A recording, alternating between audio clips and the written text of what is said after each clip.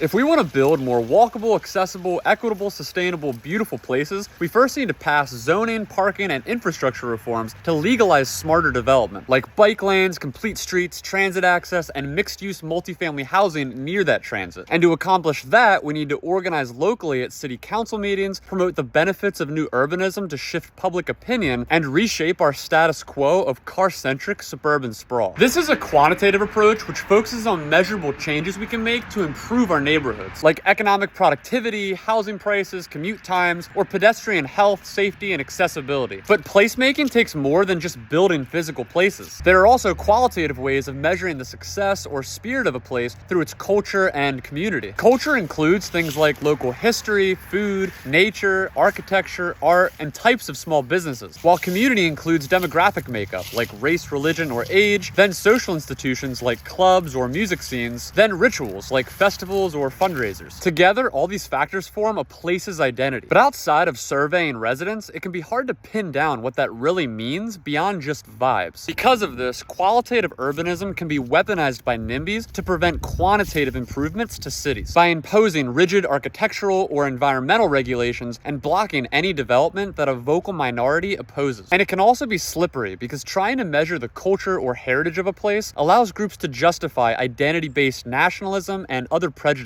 But the flip side is, without considering the qualitative factors that make up a place, it's easy to just settle for stale development with no cultural expression. And the culture of places is what supports social infrastructure, which is needed to build strong communities. This is also useful to think about when developing cities based on their geographical features. Like a walkable community in Appalachia might relatively have the same bones as one on the West Coast, but they're gonna feel different. It's not easy to both quantitatively and qualitatively build great places today because of barriers like exclusionary zoning and our car-centric culture, which incentivizes sprawl. That's why the ones we have often become expensive tourist destinations. But we need to do both to tackle the housing and climate crises, as well as existential crises around mental health and meaning that a lot of people struggle with in today's atomized society. Because whether it's in a rural village, a streetcar suburb, or an urban downtown, residents everywhere deserve the dignity of living in walkable, accessible, equitable, sustainable, and beautiful places.